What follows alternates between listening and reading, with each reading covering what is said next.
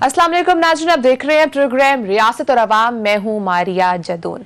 नाज़रीन, पाकिस्तान के बैरूनी चैलेंजेस बढ़ते जा रहे हैं। पाकिस्तान अमेरिका को अड्डे देने से साफ इनकार कर चुका है।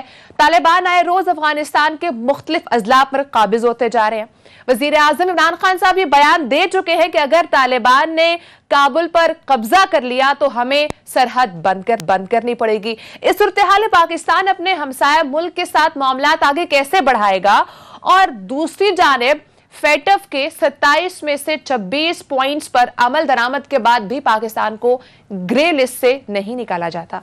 वजीर खारजा शाह महमूद कुरैशी कहते हैं कुछ कुव्वतें पाकिस्तान पर फेटफ की तलवार रखना चाहती हैं। क्या वाकई फेटफ इस वक्त पॉलिटिकल विक्टिमाइजेशन का शिकार हो रहा है? नाज़रीन, अचानक से एक मरतबा फिर से इसराइल से दावे आने लग रहे हैं कि जुल्फी बुखारी ने मुबैना तौर पर नवंबर में इसराइल का दौरा किया है। इसके साथ साथ 1 जुलाई को स्पीकर कौमी असम्बली ने पार्लिमानी कमेटी बराए नेशनल सिक्योरिटी का इजलास भी तलब किया है, जिसमें अस्करी हुक्काम सिविल क़यादत को अफगानिस्तान की सूरत हाल पर ब्रीफिंग भी देंगे। इन तमाम मामलात पर बात करेंगे। इसके साथ साथ नाज़रीन, प्रोग्राम के आखिर हिस्से में बात करेंगे कराची में तजावुजात के मुतासिरीन से मुतालिक विफाकी हुकूमत ने एक अहम और बड़ा फैसला किया है। वो फैसला क्या है? एक्सक्लूसिव ब्रेकिंग आपके साथ प्रोग्राम में आज शेयर करेंगे। नाज़रीन, मेरे साथ प्रोग्राम में मौजूद हैं lieutenant general retired Khalid Lodhi साहब और हमेशा की तरह सीनियर तजज़ियाकार सहाफ़ी अदील वड़ाइच भी मेरे साथ हैं। प्रोग्राम का आगाज आपसे करूंगी। जनरल साहब, बताइएगा, पाकिस्तान के लिए इस वक्त चैलेंजेस बढ़ते जा रहे हैं और अगर हम बात करें पाकिस्तान की, तो पाकिस्तान ने हमेशा अफगानिस्तान का साथ भी दिया है हर फोरम पर। अब मामलात कुछ डिफरेंट जानिब जा रहे हैं और अफगानिस्तान से जो बयानात आ रहे हैं वो भी कुछ मुख्तलिफ हैं। तालिबान का अफगानिस्तान के मुख्तलिफ अजला पर असर रसूख भी बढ़ता जा रहा है। अभी आप मामलात कहाँ जाते देख रहे हैं? जी, बहुत शुक्रिया। पहली बात तो आप हैरान ना होइएगा अगर मैं ये कहूँ कि पाकिस्तान के लिए मामलात बढ़ते नहीं जा रहे, प्रॉब्लम बल्कि कम होने जा रहे हैं इंशाल्लाह। अच्छा। उसकी वजह यह है कि यहाँ पर जो एक किस्म का बेअमनी थी अफगानिस्तान में पिछले 20 साल से, वो खत्म होने जा रही है। और मैं आगे आपको इसका दलीलें देता हूँ और आपसे बात करता हूँ। देखिए, बात यह है कि यहाँ पर जो मेन प्रॉब्लम था वो ये था कि एक काबिज फौज अफगानिस्तान पर हावी थी। कुछ लोग उनका साथ दे रहे थे, लेकिन बड़ी तादाद में लोग उनकी मज़ाहमत कर रहे थे। और ये बात नेचुरल है कि काबिज फौज जब एक दफा किसी मुल्क से जाती है तो वहां पर चीजों को मलियामेट करके जाने की कोशिश करती है और साथ ये बावर करवाना चाहती है लोगों को कि जी हमारे जाने के बाद तो आपको बहुत मसाइल का सामना होगा। और ये जो कुछ आप देख रही हैं कि आजकल पाकिस्तान में धमाके कुछ बढ़ गए, और ये सब कुछ उसी का शाखसाना है, आपको और मुझे बावर करवाने के लिए कि जी हम इधर थे तो मामला ठीक होने थे, अभी हम जा रहे हैं। तो देखें, बात ये है जी, 20 साल तक वो यहाँ पे रहे, अमन नहीं ला सके, कोई उन्होंने यहाँ पर इंफ्रास्ट्रक्चर में कोई इन्वेस्टमेंट नहीं की, कुछ यहाँ पर कंस्ट्रक्शन नहीं हुई, कोई ऐसे बड़े काम नहीं हुए, सिवाय इसके कि जो अफीम की काश्त थी वो बहुत बढ़ गई और पाकिस्तान पर हमले होते रहे, पाकिस्तान को मुलव्वस कर दिया गया, हमारे अंदर इतना मसाइब खड़े हो गए, अफगानिस्तान के लोग तंग पड़ गए। तो मेरी बहन, ये तो पहला स्टेप ये है अमन का कि काबिज फौज यहाँ से जाए, और वो जा रहे हैं। अच्छा, दूसरी बात जो आप ये कह रही थी कि देखें, इमरान खान साहब ने ये कहा है कि अगर अफगान तालिबान ने जबरदस्ती हावी होने की कोशिश की तो हम अपना सरहद बंद करेंगे।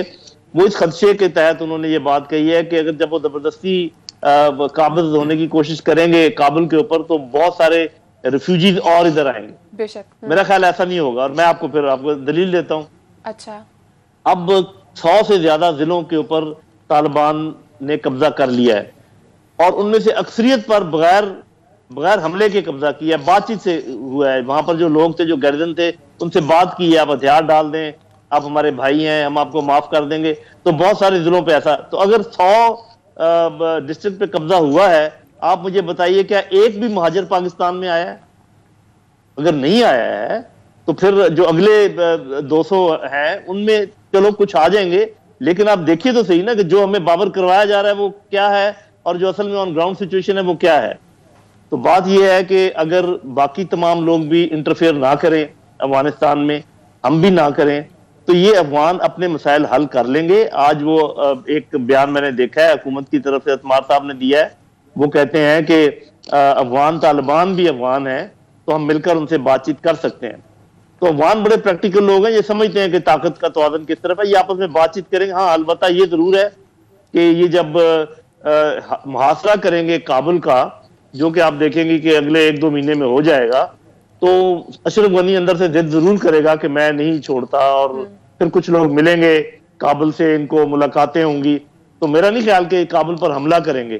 یہ کابل پر بھی آپ دیکھیں گے اسی طریقے سے قابض ہو جائیں گے جیسے باقی جگہوں پر بات چیت کے ذریعے ہو رہا ہے. تھوڑا بہت ہو سکتا ہے خون خرابہ ہو, اللہ کرے بہت کم ہوگا. اگر طالبان قابض ہو جاتے ہیں تو کیا پھر افغانستان میں امن آ پائے گا؟ دیکھیں پہلی بات تو یہ آپ کہتے ہیں اگر ہو جاتے ہیں, بھائی ہونا ہی انہوں نے ہے. آپ یہ بتائیں کہ اگر امریکہ, نیٹو اور افغان فورسز مل کر طالبان کو نہیں ہرا سکیں, تو جب نیٹو اور امریکہ چلے گئے تو آپ کو اور مجھے پتا ہونا چاہیے کہ دیوار پہ لکھی ہوئی چیز ہے بھائی. یہ سوال ہی پوچھنے والا نہیں ہے کہ جی اگر قابض ہو گئے. انہوں نے ہی قابض ہونا ہے, اور کس نے ہونا ہے. البتہ وہ خود کہہ رہے ہیں کہ ہم اکیلے حکومت نہیں کریں گے, ہم سب کے ساتھ مل کے حکومت کریں گے. جی جان صاحب, ہماری ان سے ورکنگ ریلیشن شپ کیسی آپ دیکھتے ہیں؟ کیونکہ ایک تاثر یہ بھی دیا جاتا ہے جی کہ ہمارا پہلے جیسا کنٹرول نہیں رہا, پہلے جیسا اثر و رسوخ نہیں رہا. ٹھیک کہہ رہے ہیں آپ, نہ پہلے جیسا اثر و رسوخ رہا ہے, نہ رہنے کی ضرورت ہے. آپ دیکھیں جب دوسرے ملکوں کی حکومتیں ہوتی ہیں تو کیا آپ یہ کہتے ہیں کہ جی میرا اثر رسوخ ہوگا اس حکومت پر, تو تبھی یہ بات چیت ہوگی. کیا اثر رسوخ ہے آپ کے باقی دنیا کے ملکوں کو جن کے ساتھ آپ کے دوستانہ تعلقات ہیں؟ چین ہے, سعودی عربیہ ہے, ترکی ہے. کیا ہماری ان کے گورنمنٹ کے لوگوں پر کوئی اثر و رسوخ ہے؟ وہ آپس میں انٹرسٹ کا ایکسچینج ہوتا ہے. تو بات یہ میرے بھائی اور میری بہن اور آپ کے ناظرین جو بات سن رہے ہیں کہ ایک مخلوط حکومت آئے گی جس میں طالبان میجورٹی میں ہوں گے, اور آپ ان سے بات چیت کریں گے. ان کے تعلقات آپ کے ساتھ اشرف غنی کے مقابلے میں بہت بہتر ہوں گے. ادھر آپ بار بار جاتے ہیں اشرف غنی کے پاس, اس کو بتاتے بھی ہیں کہ بھی ہم کچھ نہیں کر رہے, ہم آپ کے ساتھ ہیں. وہ روز آپ کو چلے گالیاں نہیں, اس سے کم کے الفاظ استعمال کرتا ہے کہ جی فوج یہ کر رہی ہے, اور آئی ایس اے یہ کر رہی ہے, اور پاکستان یہ کر رہا ہے. سارے الزامات جو ہار کے گئے ہیں وہ بھی ہمارے اوپر ملبہ ڈال رہے ہیں. تو میرے بھائی صبح طلوع ہونے والی ہے, سورج نکلنے والا ہے, روشن دن آنے والا ہے, اور اس خطے کے حالات بہتر ہونے والے ہیں. یہ سوچ ہونی چاہیے آپ کی بھی, اور یہ میں کسی بنیاد پہ کہہ رہا ہوں, آپ باقاعدہ آپ کو دلائل کے ساتھ میں نے ثابت کیا. بے شک. اچھا عدیل, جنرل صاحب نے پوری گفتگو کا ٹلٹ نا بالکل بدل دیا ہے. ایک طرف جیسے ہی پاکستان نہ کرتا ہے امریکہ کو ہوائی اڈے دینے سے انکار کرتا ہے, اس کے بعد اچانک سے صورتحال خراب ہونا شروع ہو جاتی ہے. ایک طرف لاہور میں جو جوہر ٹاؤن میں بم دھماکہ ہوتا ہے, اس کے تانے بانے بھارت سے جا کے ملتے ہیں. اس کے بعد FATF جو ہے وہ پاکستان کو گرے لسٹ میں رکھتا ہے. مختلف واقعات ہونا شروع ہو جاتے ہیں, پاکستان پر الزام لگنا شروع ہو جاتے ہیں. تو اس ساری سچویشن کو آپ کس طرح سے دیکھ رہے ہیں؟ کیا اس کا آیا اس سے کوئی لنک ہے؟ جی جنرل صاحب نے بھی یہ جس طرح بات کی نا کہ وہ جاتے ہوئے یہ بھی ریئلائز کروانا چاہتے ہیں, دیکھیں جی ہم جا رہے ہیں تو حالات خراب ہو رہے ہیں, ہم یہاں پر تھے. تو یہ تو دیکھیں نا, اب آج جو لاہور دھماکے کے حوالے سے جو انکشافات سامنے آئے ہیں, پنجاب حکومت نے بتایا ہے کہ یہ تانے بانے جو ہیں یہ ممبئی سے جا ملتے ہیں. یہ فنڈنگ جو ہے یہ بھارت سے ہو رہی ہے, اور UAE میں جو 2 خاندان بستے ہیں, پاکستان سے ان کا تعلق ہے, اور ان کو فنڈنگ انڈیا سے ہوتی ہے. تو یہ FATF والا جس طرح آپ نے بات کی, FATF پہ ہم آگے جا کر بھی ابھی بات کریں گے. تو اب تو شاہ محمود قریشی نے, اب تو پاکستان نے یہ باقاعدہ یہ کہنا شروع کر دیا ہے کہ یہ آرم ٹویسٹنگ کی جا رہی ہے. شاید یہ کیا کوئی ٹیکنیکل فورم ہے یا یہ سیاسی فورم ہے؟ یہ کون سا فورم ہے جہاں پر آپ جو میجورٹی, بلکہ 27 میں سے 96 جو آپ پوائنٹس پہ عمل کر دیں, اس کے بعد بھی آپ کو اگلے 1 سال کے لیے گرے لسٹ میں رکھا جائے. آپ نے 27 جو ایکشن پلان کے نکات دیے ہیں اس میں 6-7 اور ایڈ کر دیں. اس کے جو پیرالل ہے وہ جو ICRG کے تحت وہ آپ کو پوائنٹس دیے جا رہے ہیں, اس میں 40 پوائنٹس الگ سے دے دیں. تو اس میں تو کوئی شک نہیں ہے کہ پاکستان کی جو آرم ٹویسٹنگ ہے وہ کرنے کی کوشش کی جا رہی ہے. اور افغانستان کے حوالے سے دیکھیں چیلنج تو ہے, اس کی ریزن یہ ہے کہ افغانستان میں امن تو پاکستان میں امن. ایک مستحکم افغانستان جو ہے وہ ایک مستحکم پاکستان کی علامت, اس کی وجہ ہے کہ وہاں کی جو شورش ہے وہ یہاں ڈسٹرب کرتی ہے. اور اب یکم کو جو اجلاس بلایا گیا ہے پارلیمنٹ میں, یہ بڑا اہم اجلاس ہے. کیا ضرورت پڑ گئی ایک دم سے پارلیمانی اجلاس بلایا؟ دیکھیں اس کی ریزن یہ ہے کہ پرائم منسٹر جو ہیں وہ سٹیٹمنٹ تو کئی مرتبہ دے چکے, ایبسولوٹلی ناٹ بھی کہہ چکے, اور اب آنے والے وقت میں ظاہر ہے پاکستان کے جو فیصلے ہیں وہ پوری دنیا کی نظر ان کے اوپر ہے. بے شک. اب سیاسی قیادت کو اعتماد میں لینے کا وقت آ گیا ہے, اور سیاسی قیادت کو 1 جولائی کو یعنی بجٹ اجلاس ختم ہونے کے فوری بعد اگلے ہی روز سیاسی قیادت کو, جس میں اپوزیشن کے تمام رہنماؤں کو مدعو کیا گیا ہے, ہماری جو عسکری قیادت ہے وہ اس پہ بریفنگ دے گی, ہمارے عسکری حکام اس پہ بریفنگ دیں گے, گراؤنڈ پہ کیا صورتحال ہے, اور جو خاص طور پہ ہم نے کیا کیسے چلنا ہے, کس کے ساتھ چلنا ہے. بلکہ جو میں جنرل صاحب سے اس پہ ایک سوال بھی کرنا چاہوں گا جنرل صاحب, کہ جو باڑ لگائی گئی ہے خاص طور پر پاک افغان بارڈر پر, یہ بہت بڑا ریولوشن ہے. یہ پاکستان کی صرف امن و امان کے حوالے سے ہی نہیں بلکہ یہ پاکستان کی معیشت کے حوالے سے بہت بڑا کام ہے. پاکستان پر جو بوجھ آتا تھا افغانستان کی جانب سے, ٹیررزم تو وہاں سے آتی تھی. جنرل صاحب آپ اس کو کس طرح دیکھتے ہیں اس تناظر میں, جب افغانستان میں بھی صورتحال بدل رہی ہوگی, امریکہ وہاں سے نکل رہا ہوگا, اور اس کے بعد یہ باڑ لگ چکی ہوگی, یہ کتنا بڑا ریولوشن ہے آپ کے خیال میں؟ یہ کافی اس کی اہمیت ہے, بہت بڑی اہمیت ہے. سب سے پہلی بات تو یہ کہ یہ جب ہم باڑ کا ذکر کرتے ہیں تو یہ صرف باڑ ہی نہیں ہے, بلکہ اگر آپ کے کیمرے مین دکھا سکیں تو یہ اس میں باقاعدہ چوکیاں بنی ہوئی ہیں ہر کچھ فاصلے کے بعد, اور دوسرا اس کے سرویلنس کا انتظام ہے, چاہے وہ ڈرون سے کریں یا جس طریقے سے بھی کریں, تاکہ پتہ چلتا رہے, دن اور رات کا اس میں دیکھا جاتا ہے. تو پہلے تو آپ کو پتا ہے کہ کوئی سرحد نام کی چیز ہی نہیں تھی افغانستان اور پاکستان کے درمیان. ایسا لگتا تھا کہ جیسے یہ 2 ملک ہے ہی نہیں, اور اس کے باوجود ہم برا بھلا بھی کہا جاتا تھا ہمیں. تو کم از کم ابھی جیسے ایک ریگولر طریقہ ہوتا ہے سرحد پار کرنے کا, دوسرے ملک میں جانے کا, ویزا کے یا کوئی بھی انتظام جو کر لیں, اگر ہم ہو سکتا ہے دونوں ملک آپس میں ویزا فری رجیم تو ہے, کوئی اور ایسا انتظام کر لیں جس میں کم از کم پتہ چلے کون آ رہا ہے کون جا رہا ہے. تو یہ بہت اچھا انتظام ہے, اور میرا خیال ہے کہ اس کا خاطر خواہ فائدہ ہوگا.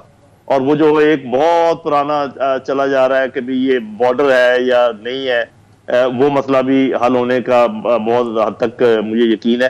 تو اس لحاظ سے یہ ایک بڑی پیش رفت ہے, اور آپ کو پتا ہے کہ تقریباً 85 سے 88% آلریڈی اس پہ کام ہو گیا ہے. تو یہ بہت بڑی اچیومنٹ ہے پاک فوج کی, پاکستان کی, کہ یہ باڑ باوجود اس کے کہ بہت مدافعت بھی تھی بعض اوقات, دوسری طرف سے فائرنگ بھی ہوئی, ہمارے لوگوں نے شہادتیں بھی دیں, لیکن اللہ کے فضل و کرم سے یہ کامیابی کے ساتھ کمپلیٹ ہونے جا رہی ہے. جی جنرل صاحب, عالمی دباؤ اور یہ ساری پریشر جو ہیں یہ تو ظاہر ہے اپنی جگہ موجود ہے, لیکن ایک ایسے وقت میں اسرائیل سے یہ جو بیان بازی شروع ہو جاتی ہے, اسرائیل چاہتا کیا ہے؟ اور بڑے دعوے سے کہا جاتا ہے جی, پھر پہلے دسمبر میں انہوں نے کہا کہ نومبر میں پرائم منسٹر کے ایک ایڈوائزر آئے ہیں, پھر آج یہ خبر سامنے آنا شروع ہو جاتی ہے. تو یہ بھی کوئی پاکستان کے معاملات اور اندرونی معاملات, ان میں کوئی پریشر, کوئی ٹیکٹکس کے طور پہ یہ چیز استعمال کی جا رہی ہے. یہ تو ہو نہیں سکتا کہ ہمارا کوئی وزیر مشیر جو ہے, کیونکہ ہمارا تو پاسپورٹ پہ وہاں جایا ہی نہیں جا سکتا. تو آپ کو اسرائیل کا یہ دعویٰ جو ہے وہ کیسا لگتا ہے ان کے اخباروں کا؟ ظاہر ہے وہ ان کے اخبار صرف دعویٰ نہیں کر رہے, بلکہ ایسے لگتا ہے ان کی اسٹیبلشمنٹ یہ باقاعدہ پلانٹ کروا رہی ہے. ان کا مقصد وہ کیا حاصل کرنا چاہتے ہیں؟ جی بالکل, اگر آپ مجھے صرف آدھے منٹ کی اجازت دیں, میں ایک بات ضروری کرنا چاہ رہا ہوں. دیکھیں جو دباؤ کی آپ بات کر رہے ہیں نا, اس میں تو کوئی شک نہیں کہ یہ ایک تو یہ دباؤ جو آج کل دھماکے ہو رہے ہیں یہ انشاءاللہ ختم ہو جائے گا جو کی ایسی حکومت آئے گی جس کی رٹ قائم ہو جائے گی افغانستان کے اوپر. اس کے علاوہ یہ آپ نے بات کی FATF کی, یہ IMF کی طرف سے بھی ہو سکتا ہے, ورلڈ بینک کی طرف سے ہو سکتا ہے کچھ مڈل ایسٹ کے کنٹریز کی طرف سے پریشر آئے, لیکن یہ سارے پریشر بھی آئیں گے جب یہ نکل جائیں گے امریکن یہاں سے. لیکن آپ نے یہ دیکھنا ہے کہ ہمیں فائدے کیا ہوں گے. آپ کا CPEC چل پڑے گا اچھے طریقے سے, چائنا کے ساتھ جو تھوڑا بہت ابہام پیدا ہوا تھا یا ہوا ہوگا وہ بالکل کلیئر ہو جائے گا, دوستی آپ کی دوبارہ اسی نیج پہ چلے گی, رشیا آپ کے قریب آ جائے گا, ایران سے تعلقات ٹھیک ہو جائیں گے, سینٹرل ایشین کنٹریز کے ساتھ آپ کی تجارت شروع ہو جائے گی. تو بہت کچھ ہے جو اچھا ہونے جا رہا ہے. اچھا میں وہ جو آپ بات کریں اسرائیل کی, اس میں آپ یہ یاد رکھیں کہ امریکہ جو کہ سپر پاور ہے اس کا چھوٹا بچہ ہے اسرائیل, وہ بالکل اس کو اپنے گود میں رکھتا ہے, اور آپ یہ سمجھے کہ جو کچھ اسرائیل کرتا ہے وہ امریکہ کی آشیرواد ہوتی ہے اس کو. امریکہ سپر پاور ہے صرف اس لیے نہیں ہے کہ اس کی ملٹری پاور بہت ہے, اکنامک پاور بہت ہے, پولیٹیکل پاور بہت ہے. ایک اور پاور جو آپ لوگوں سے ریلیٹڈ ہے اور سمجھنا چاہیے آپ کے ناظرین کو, پرسپشن مینجمنٹ.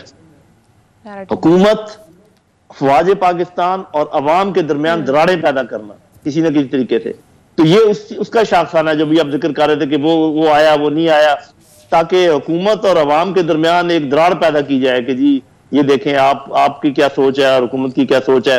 اسی طریقے سے آپ نے دیکھا ہوگا طرح طرح کے آج کل بعض اوقات سوشل میڈیا پہ عجیب عجیب چیزیں آ جاتی ہیں کہ جی یہ ہو گیا وہ ہو گیا، تو یہ ساری چیزیں وہ اس کا شاخسانہ ہے. تو یہ اس سے بچنے کی ضرورت ہے. اب دیکھیں ISI تنہا تنہا اللہ تعالیٰ کے فضل و کرم سے را، NDS، موساد اور CIA 4 ٹاپ کی جو انٹیلیجنس ایجنسیز ہیں ان کا مقابلہ کر رہی ہے. اس کے ساتھ اندرون ملک سے بھی جو ان پر حملہ ہوتا ہے، کوئی بھی کالے شیشوں والی گاڑی ہے یہ ISI کی ہے، کسی کو پتھر لگ گیا یہ ISI نے مارا ہے، کسی نے اپنی دشمنی نکال لی یہ انہوں نے مارا ہے، کسی کو اٹھا لیا کسی کے اپنے لڑکی کے بھائیوں نے مارا کہ یہ ISI نے.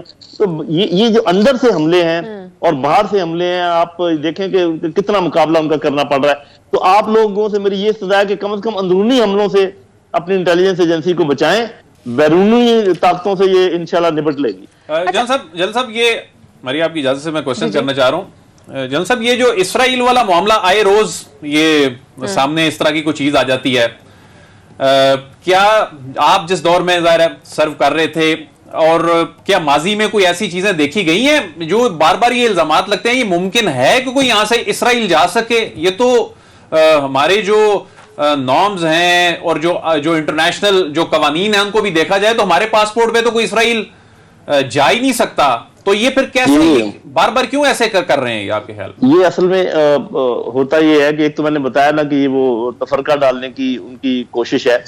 عین ممکن ہے کہ پاکستان کے اندر چند ایک ایسے لوگ ہوں جو یہ سمجھتے ہیں کہ اسرائیل کے ساتھ ہمارے تعلقات ٹھیک ہونے چاہیے، ہم نے خام خواہ دشمنی کیوں پالی ہوئی ہے، آخر ہندوستان ہمارا سب سے بڑا دشمن ہے، ان کے ساتھ بھی تو ہمارے تعلقات ہیں، ہم نے ان کے ماننا. اس قسم کے جو ہے نا وہ پیش کرتے رہتے ہیں باتیں. لیکن بات یہ میرے بھائی کہ جو بڑی بڑی چیزیں ہوتی ہیں کسی بھی ملک کی، اس میں جب تک عوام آپ کے ساتھ نہ ہو آپ کوئی فیصلہ نہیں کر سکتے. آپ نے دیکھا کہ اسرائیل کے معاملے میں تھوڑا سا کچھ چینلز کے اوپر کچھ چلا کہ جی اسی قسم کی بحث جس کا بھی میں ذکر کر رہا تھا فوراً وہ ختم ہو گئی. ہندوستان کے ساتھ جی ہم تجارت کھولتے ہیں، ہم بات چیت شروع کرتے ہیں، لیکن کشمیریوں کو نظر انداز کرنے کی کوشش کی گئی، وہ فوراً ختم ہو گئی. ہمارے سلیبسز میں سلیبائی میں کوئی چینجز کرنے کی کوشش کی کسی ویسٹ کو خوش کرنے کے لیے، وہ فوراً ختم ہوگی. تو عوام اگر الرٹ ہوں جس کا کہ آپ الرٹ کرتے ہیں ان کو، میں میڈیا کی بات کر رہا ہوں، تو میرا نہیں خیال کہ کوئی ایسا قدم اٹھایا جا سکتا ہے پاکستان میں جو کہ عوام کی جو میجورٹی کی رائے ہے اس کے خلاف ہو. تو اسرائیل والا معاملہ اسی قسم کا معاملہ ہے، یہ کبھی بھی کوئی چوری چھپے نہیں کر سکتا، کیونکہ یہ ایک عوامی ذہن ہے، ایک عوام کے جذبات ہیں، ان کے ساتھ آپ ان کے اوپر سے نہیں گزر سکتے. لیکن کہیں نہ کہیں امریکہ جو ہے کسی نہ کسی فورم کے تھرو پاکستان کے امیج بھی کر سکتا ہے. اسی ڈسکشن کو کنٹینیو رکھیں گے. ناظرین بریک کا ٹائم ہوا ہے، بریک کے بعد ساتھ رہے گا.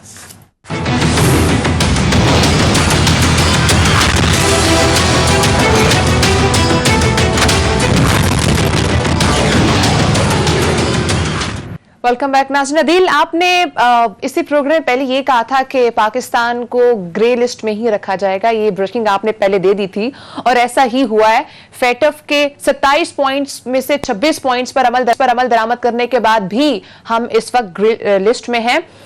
وزیر خارجہ شاہ محمود قریشی صاحب نے کہا ہے کہ کچھ قوتیں پاکستان پر فیٹف کی تلوار رکھنا چاہتی ہیں. کیا عدیل آپ کو واقعی میں ایسا لگتا ہے کہ اس وقت فیٹف کو ایک سیاسی ٹول کے طور پر استعمال کیا جا رہا؟ دیکھیں جی، جس طرح کہ میں نے پہلے بھی کہا تھا کہ جو 27 میں سے 26 پوائنٹس پہ اگر عمل کیا، لارجلی ایڈریس کیا ہے، تو فیٹف کے رولز یہ کہتے ہیں کہ ایک بھی نقطے پر اگر آپ نے پارشلی ایڈریس کیا تو نام نہیں نکل سکتا. لیکن ہو کیا رہا ہے، جو انہوں نے الگ سے ایک مزید ایڈیشنل جو ایکشن پلان کے نکات دے دیے ہیں، وہ یہ ظاہر کرتا ہے کہ یہ لمبی اننگز کھیلنا چاہتے ہیں اور پاکستان پر یہ تلوار لٹکانا چاہتے ہیں.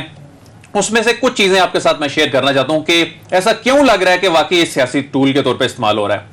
اب یہ کیا کہہ رہے ہیں، میوچل لیگل اسسٹنس کا قانون انہوں نے ہم سے بنوایا. میوچل لیگل اسسٹنس کا قانون ہم نے بنا بھی دیا، اپوزیشن نے بڑا شور شرابہ کیا لیکن بنا دیا. اس کے بعد کیا ہوا کہ ہونا کیا تھا، دیگر ممالک کے ساتھ پاکستان نے جو MLA کے حوالے سے جو انفارمیشن مانگنی تھی، مقصد تو یہی تھا نا کہ اس میں ٹیرر فائنینسنگ اور منی لانڈرنگ کے حوالے سے وہ ملک انفارمیشن دیں. لیکن جو اعداد و شمار سامنے آئے ہیں کہ 24 ममालिक के साथ पाकिस्तान ने गुज़श्ता 3 बरसों में MLA की जो रिक्वेस्ट भेजी हैं, कुछ इंफॉर्मेशन मांगी है, जो ज्यादातर ममालिक हैं, और इनमें जो ज्यादातर तरक्की याफ्ता ममालिक हैं, वेस्टर्न कंट्रीज हैं, उनकी जानिब से जवाब नहीं दिया गया।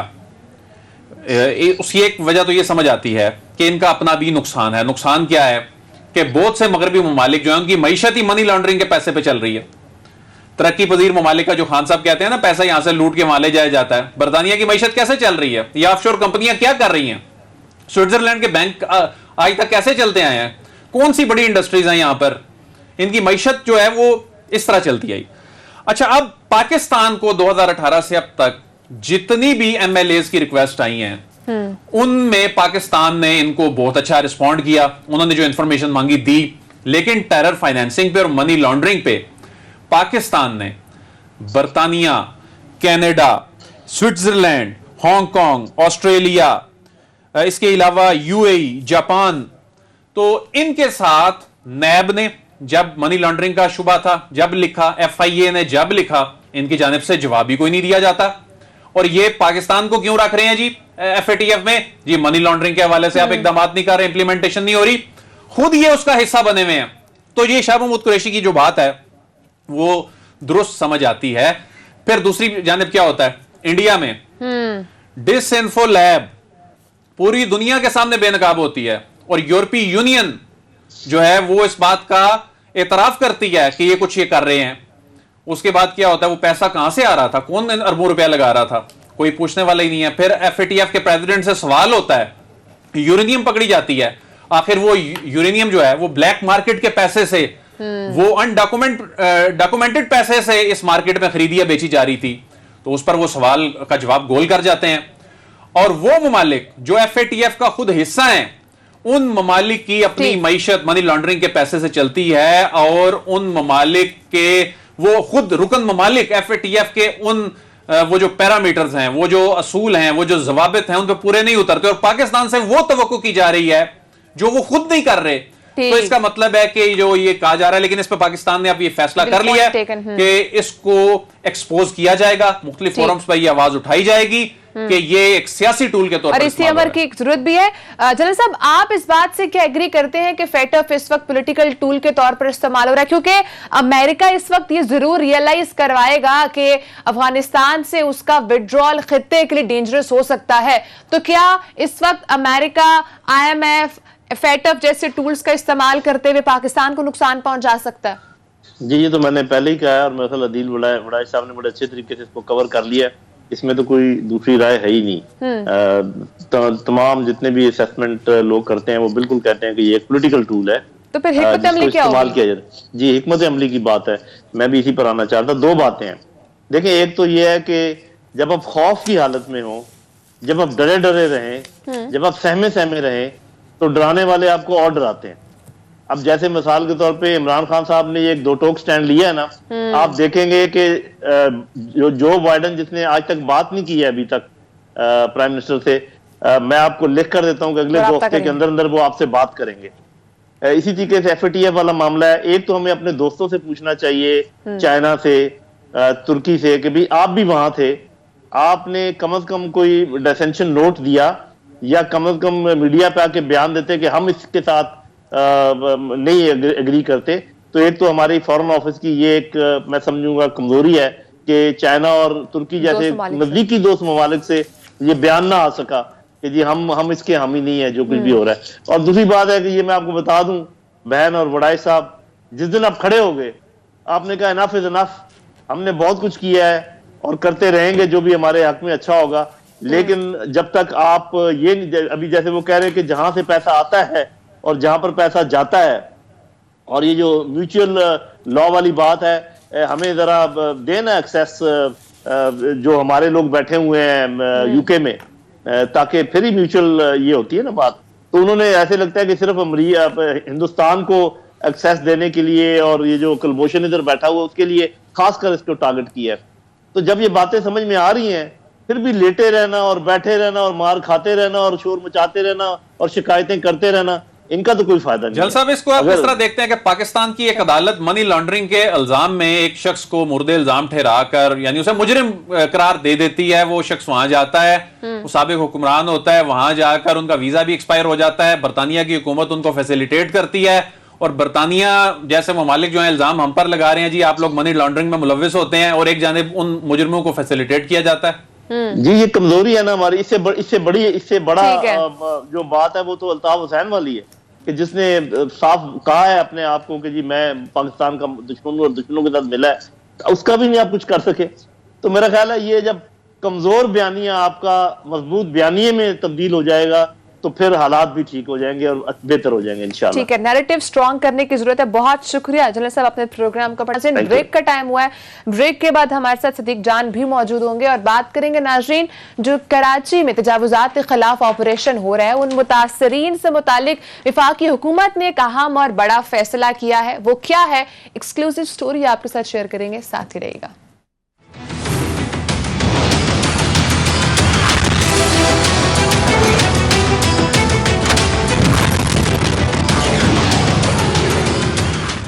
ویلکم بیک ناظرین کراچی میں تجاوزات کے خلاف جو آپریشن جاری ہے اس میں اورنگی اور گجر نالے پر جو تجاوزات ہیں اس میں جو متاثرین سامنے آئے ان کے حوالے سے وفاقی حکومت نے ایک بہت بڑا اور اہم فیصلہ کیا ہے۔ ایکسکلوسیو سٹوری آپ سے شیئر کریں۔ صدیق کیا سٹوری ہے آپ کے پاس؟ کیا حکومت نے بڑا فیصلہ کیا ان متاثرین کے حوالے سے؟ دیکھیں کراچی سے جو مناظر ہمارے سامنے آ رہے ہیں، جس طرح سے وہاں کے جو متاثرین ہیں وہ دعائیاں دے رہے ہیں، جس طرح سے ہے تو ایک طرح سے آپ دیکھیں ظلم بھی ہے، زیادتی بھی ہے ان لوگوں کے ساتھ کہ 30 سال سے کئی لوگ وہاں پر رہ رہے تھے اور ان کے پاس لیگل لیزز ہیں، اس کے باوجود ان کے گھر گرائے جا رہے ہیں۔ لیکن مسئلہ یہ ہے کہ جن کو آپ لیگل لیزز کہہ رہے ہیں وہ بیسیکلی لیگل نہیں ہیں، وہ لیگل اس حد تک ضرور ہیں کہ وہ سندھ کے اداروں نے جاری کیے ہیں، لیکن سندھ کے اداروں نے بھی وہ غلط جاری کیے ہیں۔ وہاں پر جو گھر بنے اور اس کے حوالے سے سپریم کورٹ کے جو احکامات تھے وہ بھی بہت ضروری تھا۔ اس کی ریزن یہ ہے کہ آپ نے وہ مناظر آپ کو یاد ہوں گے کراچی کے، جب کراچی میں بارش آئی اور بارش کی وجہ سے پورا کراچی ڈوب گیا، لوگوں کا اربوں روپے کا نقصان ہو گیا، کئی گھر گر گئے، اور آپ کو یاد ہوگا وہ ایک المناک وہ ایک منظر جہاں پہ 3 نوجوان جو ہے وہ کرنٹ لگنے سے ان کی جان چلی گئی، کئی لوگوں کی جانیں گئی، لیکن وہ 3 شاید ان میں سے 2 بھائی تھے اور ایک ان کا دوست تھا، وہ بہت ہی دل دہلا دینے والی تصویر تھی۔ اس کے بعد آپ کو یہ بھی یاد ہوگا کہ پرائم منسٹر پاکستان عمران خان صاحب نے احکامات دیے NDMA کو کہ آپ یہ کام کریں۔ آپ دیکھیں 18ویں ترمیم کے بعد یہ صوبائی معاملہ ہے، صوبے کو یہ کام کرنا تھا۔ سپریم کورٹ بار بار احکامات دے رہی تھی، chief justice Pakistan justice Gulzar Ahmed صاحب بار بار کہہ رہے تھے کہ ان نالوں کو صاف کرو، ان نالوں کو صاف کرو، وہ نالے صاف نہ ہو سکے، جس کے بعد وفاق کو انٹرفیئر کرنا پڑا اور NDMA کو پرائم منسٹر پاکستان عمران خان صاحب نے کہا کہ آپ نے نالوں کو صاف کرنا ہے، بجٹ وفاق دے رہے ہیں۔ اب اس دوران کیا ہوتا ہے، جب سروے ہوتا ہے اور سروے میں یہ چیز سامنے آتی ہے کہ بھائی اگر آپ نے اس مسئلے کو حل کرنا ہے تو اس کے اوپر جو تجاوزات ہیں ان کو بھی ختم کرنا ہوگا اور اس کے ارد گرد جو ہے وہ دونوں سائڈوں پہ روڈ بنانے ہوں گے تاکہ ایک تو ٹریفک کا مسئلہ بھی حل ہوگا، یہاں پہ تعمیرات بھی نہیں ہوں گی، یہ سارے معاملات۔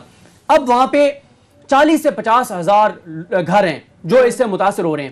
اس میں عدیل وڑائی صاحب جب اور ماریہ صاحبہ جب میں نے یہ سارا منظر دیکھا، ظاہر ہے کراچی میں سماعت چل رہی تھی تو ساتھ ہم لوگوں کی دعائیں بھی سن رہے تھے، لیکن میں بار بار سوچ رہا تھا کہ یار اٹارنی جنرل پاکستان خالد جاوید خان صاحب کو اگر وہ وہاں پر ہوتے تو وہ ضرور اس میں انٹرفیئر کرتے، کیونکہ مجھے پتا ہے کہ وہ ہمیشہ سے کوشش کرتے ہیں کہ کوئی متاثر نہ ہو، اور اگر متاثر ہے تو اس کی اتنی داد رسی کی جا سکتی ہے کی جا سکے۔ بحران کو حل کرنے والی شخصیت ہے، بالکل ایسے ہی ہے۔ اور وڑائی صاحب آپ یہ دیکھیں کہ اٹارنی جنرل پاکستان خالد جاوید خان صاحب وہ شخصیت ہے، جب ان کو اٹارنی جنرل پاکستان لگایا گیا تو پرائم منسٹر پاکستان عمران خان صاحب کے جو بدترین مخالفین تھے انہوں نے بھی عمران خان کو اپریشیٹ کیا کہ یار بالکل right person for right job جو ہے وہ جو کہا جاتا ہے اس پہ انہوں نے عمل کیا ہے۔ اب وہ کیونکہ ہم کراچی میں نہیں تھے لیکن اگلے دن پھر رپورٹ ہوا تو پتہ چلا کہ اٹارنی جنرل پاکستان نے عدالت کو کہا کہ مجھے تھوڑا سا ٹائم دیجئے، ہزاروں لوگ ہیں، یہ ہزاروں لوگ نہیں ہزاروں خاندان ہیں تو ہمیں ان کو دیکھنے دیجئے۔ تو اب خبر یہ ہے کہ اٹارنی جنرل پاکستان خالد جاوید خان صاحب نے جو ہے وہ رابطہ کیا ہے اسد عمر صاحب کے ساتھ، انہوں نے چیئرمین NDMA کے ساتھ ملاقات کی ہے، انہوں نے جو نیا پاکستان ہاؤسنگ اتھارٹی ہے ان کے ساتھ رابطہ کیا ہے۔ اس میں مسئلہ یہ آ رہا ہے کہ نیا پاکستان ہاؤسنگ اتھارٹی جو ہے اس کے تحت تو ان کو گھر نہیں مل سکتے متاثرین کو، لیکن اب یہ کیا جا رہا ہے۔ دوسرا یہ بھی تجربہ ناکام رہا ہے کراچی میں یا کہیں پہ بھی کہ آپ متبادل زمین دے دیں، اب ایک بندہ کراچی میں کہیں جاب کر رہا ہے وہ وہاں رہنا چاہے گا نا، وہ 30 کلومیٹر کہیں اور تو نہیں جائے گا۔ تو اٹارنی جنرل پاکستان کے بارے میں یہ پتہ چلا ہے کہ وہ اس وقت بہت ایکٹیو ہیں متاثرین کی جو اس وقت ان کی صورتحال ہے اس کو دیکھتے ہوئے، اور وہ یہ چاہ رہے ہیں اور اس پہ کام بھی تقریباً ہو گیا ہے، اور ابھی وہ عدالت کے سامنے ریٹن یہ رکھیں گے کہ جتنے متاثرین ہیں ان تمام کو ایک ریٹ طے کر کے جو ہے وہ پیسے دیے جائیں گے۔ اور اس وقت اگر عدیل وڑائی صاحب کوئی آخری امید ہیں ان متاثرین کی، اور یا ہم جیسے لوگوں کی جو ان متاثرین کو دیکھ رہے ہیں اور بات کر رہے ہیں، تو وہ خالد جاوید خان صاحب ہیں. امید یہ ہے کہ یہ بھی بتائیے گا کہ ظاہر زمین ملتے ملتے، متبادل ملتے ملتے، پیسے ملتے ملتے، نیا شیلٹر دیکھتے دیکھتے، ظاہر یہ 1-2 دنوں کا کام تو نہیں ہے، ہفتوں کا کام تو نہیں ہے، تو رینٹ کے حوالے سے بھی کوئی ایسا میکنزم کوئی بنایا جا رہا ہے تاکہ یہ لوگ فوری طور پر کہیں پر منتقل ہوں؟ جی بالکل، 15,000 روپے پر منتھ جو ہے وہ متاثرین کو دیا جائے گا، جو یہاں سے جن کو آپ ایسے سمجھیں کہ یہاں سے ہٹایا جا رہا ہے، جن کے گھر گرائے جا رہے ہیں. لیکن جیسے میں نے وہ کہا کہ لگے ہوئے ہیں خالد جاوید خان صاحب، ہم ان سے بھی یہ ریکویسٹ کریں گے کہ متاثرین اس وقت ظاہر ہے جس صورتحال میں ہیں، تو اللہ کرے کہ وہ اس معاملے کو بہتر انداز سے منطقی انداز تک پہنچائیں. سولوشن کی طرف جا رہے ہیں. عدیل، آپ سے میرا کوشچن ہے، زیادتی کی بات نہیں ہے، ایک طرف بنی گالہ کو ریگولرائز کر دیا جاتا ہے اور دوسری طرف یہاں پر غریبوں کی تجاوزات گرا دی جاتی ہیں وداؤٹ اینی پلاننگ. اس بات کو سمجھنے کی ضرورت ہے. یہ جو لوگ کمپیریزن کرتے ہیں نا بنی گالہ کے ساتھ، بنی گالہ کی زمین سرکار کی زمین یا سرکار کی ملکیت زمین نہیں ہے. جو عمران خان کے گھر کی ریگولائزیشن کا معاملہ ہے، عمران خان کا گھر تو ویسے ہی زون 4 میں آتا ہے، یعنی زون 3 میں تو پھر بھی یہ ہے کہ نا سرکار کی زمین نہیں ہے لیکن وہ نیشنل پارک کا ایریا ہے، وہاں پر تعمیرات نہیں ہو سکتی، وہ گرین ایریا ہے. لیکن عمران خان کا گھر جو ہے یہ زون 4 میں آتا ہے. ایون ہم زون 3 کی بات بھی اگر کرتے ہیں، زون 3 کی، اب یہاں مسئلہ کیا ہے، یہاں پر لاز نہیں تھے بنے ہوئے، بلڈنگ لاز نہیں ہے زون 4 کے حوالے سے بھی، وہ لاز اب جا کر بنے، ریگولیشنز بنے. اب لوگ یہ سمجھ رہے ہیں کہ شاید یہ عمران خان کے لیے بنائے گئے. یہ یہاں کی لاکھوں لوگوں کا مسئلہ ہے، اور لاکھوں لوگ جو ایک طے کر دیا گیا پرنسپل، اس کے مطابق زون 4 میں لوگ جو ہیں وہ اپنے گھر ریگولرائز کرائیں گے. زون 4 اور زون 3 میں یہ جو بلڈنگز بنی ہوئی ہیں اسلام آباد میں، یہ قوانین نہ ہونے کی وجہ سے بنائی گئی، لیکن یہ سرکار کی زمین نہیں ہے. جو یہ نالوں کی زمینیں ہیں نا، یہ تو یا رفائی پارکس کی زمین جو ہیں یا پلاٹس کی زمین جو ہیں، جو یعنی رفائی پلاٹس اور جو پارکس کی زمین ہے، یہ ان پہ بنے ہوئے ہیں، ان کو لیز دے دی گئی بغیر سوچے سمجھے. یہ تو یعنی جگہ ان کی ہے ہی نہیں تھی نا، اور جن لوگوں نے خریدی یہ جانتے بوجھتے ہوئے کہ یہ زمین کی یہ صورتحال ہے، اس پہ خریدی. تو اس کا جو کمپیریزن ہے وہ بنتا ہی نہیں ہے. بنی گالہ کے ساتھ اس کو جوڑنا، وہ اس کو پولیٹیسائز زیادہ کیا جا رہا ہے، اور اس میں جو جی کہا جا رہا ہے کہ جی 12 لاکھ روپیہ دے گیا، اتنے لاکھ روپے دے گا، وہ تو ہر بندے پہ اطلاق ہو رہا ہے، عمران خان کے لیے اکیلے کے لیے تو نہیں ہو رہا. اور زون 3 میں بھی اب جو گھر بن چکے ہیں، وہ چونکہ گرین ایریا کی زمین ہے، قانون میں لکھا ہے، اس میں قانون میں یا تو ترمیم کرنی پڑے گی، لیکن یہ گھر اس لیے نہیں گرائے جا سکتے زون 3 والے کہ وہاں پر یہ لوگوں نے اپنی زمین خرید کر بنائے، لیکن قانون میں لکھا ہے یہ زون 3 ہے. مسئلہ یہ ہے، اور اتنی بڑی تعداد میں یہ مسئلہ ہے، یہ اتنی بڑی تعداد میں اس کا کراچی کی تجاوزات سے معاملہ جو ہے وہ جوڑنا میں سمجھتا ہوں نہیں بنتا. جس لیے آپ کچھ کہہ رہے ہیں، ایک چیز کا اضافہ کر دوں، دیکھیں بڑائی صاحب، اگر سرکاری زمین بھی ہو تو وہاں پہ بھی کمپرومائز ہو سکتا ہے، سرکاری زمین بھی، لیکن اگر وہ سرکاری زمین کسی پارک کی ہے، جیسے آپ نے بتایا، وہ قبرستان کی ہے، وہ کسی نالے کے اوپر ہے، وہ رفائی پلاٹ ہے، اس کے اوپر اس کو ریگولائز کوئی عدالت کر ہی نہیں سکتی. لیکن یہ جو عمران خان صاحب کی والی جگہ تھی، یہ ان کی اپنی جگہ تھی، لیگل تھی، سب کچھ اوکے تھا، صرف یہ ہے کہ جو رولز ہیں ان کے مطابق کچھ چیزیں جو ہیں وہ نہیں تھی، تو اس لیے ریگولیٹری تھی جن کو ریگولائز کیا جا سکتا ہے، اور یہ پورے پاکستان میں کہیں بھی کی جا سکتی ہے. دوسری بات یہ ہے، میں ایک چیز ایڈ کر دوں کہ غیر قانونی چیز وہ ہوتی ہے جب قانون ہو تو اس کی خلاف ورزی کی جا رہی ہو. ریگولیشنز ہی نہیں تھے، حیران کن طور پر، یعنی پچھلی دہائیوں میں وہ ریگولیشنز کسی طرح بنانے کی زحمت ہی نہیں کی. یہ تو جسٹس ثاقب نثار صاحب بننے کی ضرورت ہے. یہ تو جسٹس ثاقب نثار صاحب کے پاس جب عمران خان صاحب کا خط گیا، اور اس کے بعد پھر یہ بنی گالہ والا معاملہ جو ہے اوورال، اس کے بعد پھر پتہ چلا ریگولیشنز نہیں. طارق فضل چودھری صاحب نے کہا کہ ہم ریگولائز کریں گے، طارق فضل چودھری صاحب آگے آگے تھے. تو تاثر یہ دیا جا رہا ہے جی ایک بندے کو فیسیلیٹیٹ کرنے کے لیے کیا گیا، ایسا بالکل نہیں. ٹھیک ہے ناظرین، یہاں پہ ٹائم بھی ختم ہو چکا ہے. یہاں پر اب سلوشن یہ جو بھی متاثرین ہیں اس وقت، کیونکہ تجاوزات ہیں، غیر قانونی تجاوزات ہیں، ان کا obviously کوئی نہ کوئی سلوشن بھی نکالنا ہے، لیکن پیرالل میں جو متاثرین ہیں ان کے لیے بھی کوئی سلوشن نکالا جا رہا ہے. ناظرین ٹائم ختم ہو چکا ہے، انشاءاللہ آپ سے کل ملاقات ہوگی. اپنا خیال رکھیے گا. اللہ حافظ.